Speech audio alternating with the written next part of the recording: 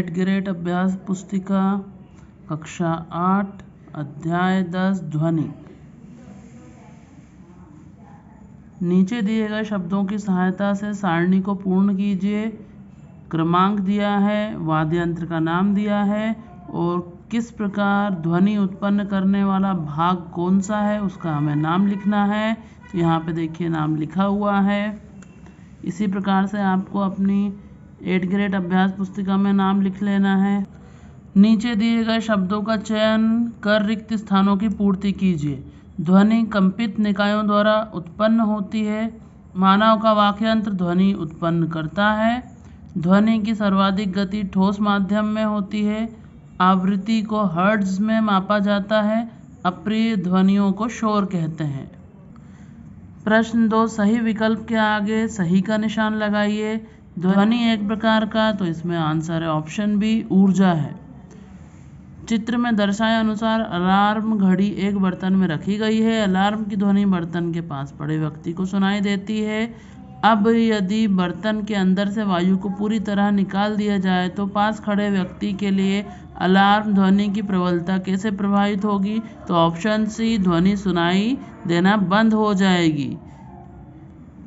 मैं एक वाद्य यंत्र हूँ, मुझमें ध्वनि कंपित झिल्ली के द्वारा उत्पन्न होती है, बताओ मैं कौन हूँ।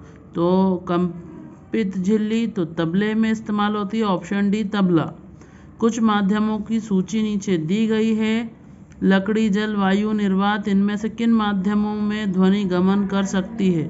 तो लकड़ी, जल और वायु में, निर्वात में ध्वनि गमन नहीं करती, इसलिए ऑप्शन सी। प्रति सेकंड होने वाले दोलनों की संख्या कहलाती है, तो दोलन की आवृत्ति। अति लघुत्तरी प्रश्न, निम्नलिखित वाद्य यंत्रों के कंपायमान भाग लिखिए जो ध्वनि उत्पन्न करने में सहायक होता है। वीणा में तानित डोरी या तार, तबला तानित झिल्ली, ढोलक में तानित झिल्ली के द्वारा ध्वनि उत्पन्न होती है, बांसुरी वायु छिद्र, झांझ या मजीरा में दस्तक के द्वारा। प्रश्न क्रमांक 2, जब हम बोलते हैं तो हमारे शरीर का कौन सा भाग कंपित होता है, चित्र द्वारा स्पष्ट करिए। मानव में ध्वनि वाक्यंत्र या कंठ द्वारा उत्पन्न होती है। हम बोलते हैं तो फेफड़े वायु को बलपूर्वक झिरी से बाहर निकालते हैं तो वाक तंतु कंपित होते हैं जिससे ध्वनि उत्पन्न होती है। प्रश्न क्रमांक 3, पुरुष, महिलाओं तथा बच्चों की वाक ध्वनियाँ भिन्न भिन्न होती है, क्यों। पुरुषों के वाक तंतुओं की लंबाई लगभग 20 मिलीमीटर, महिलाओं में वाक तंतुओं की लंबाई लगभग 15 मिलीमीटर होती है, जबकि बच्चों के वाक तंतु बहुत छोटे होते हैं, इसलिए आवाज़ें अलग अलग होती हैं। मनुष्य कितनी आवृत्ति की ध्वनियाँ सुन सकते हैं। तो मनुष्य 20 हर्ट्ज से 20,000 हर्ट्ज के बीच की आवृत्ति की ध्वनियों को सुन सकते हैं। आवृत्ति किसे कहते हैं, किसमें मापा जाता है। तो प्रति सेकंड होने वाले दोलनों की संख्या को आवृत्ति कहते हैं। आवृत्ति का मात्रक है हर्ट्ज या आवृत्ति को हर्ट्ज में मापा जाता है। धातु की एक प्लेट को किसी सुविधाजनक स्थान पर लटकाइए। अब उस पर छड़ी से चोट करें। तत्पश्चात होने वाले अनुभवों को लिखिए। धातु की प्लेट पर छड़ी से चोट करने पर टन की आवाज़ सुनाई देती है तथा छूने पर ध्वनि के कंपन महसूस होते हैं जो कुछ देर बाद धीमे होकर समाप्त हो जाते हैं। चित्र सहित समझाइए कि ध्वनि का संचरण द्रवों में भी होता है।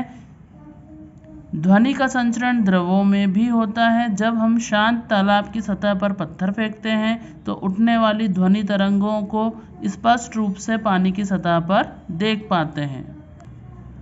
संगीतमय ध्वनि शोर से किस प्रकार भिन्न है। बस, ट्रकों के हॉर्न की ध्वनियाँ हमारे कानों द्वारा सुनने पर अप्रिय लगती हैं, यानी कि हमें अच्छी नहीं लगती हैं, जबकि दूसरी ओर वाद्य यंत्रों की ध्वनियाँ जो कानों को प्रिय या सुखद लगती हैं संगीतमय ध्वनियाँ कहलाती हैं। लेकिन तीव्र आवाज़ में जब हम वाद्य यंत्रों की आवाज़ को सुनते हैं तो वो हमें प्रिय नहीं लगती है। ध्वनि प्रदूषण को नियंत्रित करने के क्या उपाय हैं। वायुयान के इंजनों, यातायात के वाहनों, औद्योगिक मशीनों व घरेलू उपकरणों में खशामक युक्तियां लगाकर वे ध्वनि उत्पन्न करने वाले क्रियाकलापों को आवासीय क्षेत्र से दूर स्थापित कर ध्वनि प्रदूषण को नियंत्रित किया जा सकता है। ध्वनि प्रदूषण क्या है? ध्वनि प्रदूषण के प्रमुख कारणों को सूचीबद्ध कीजिए।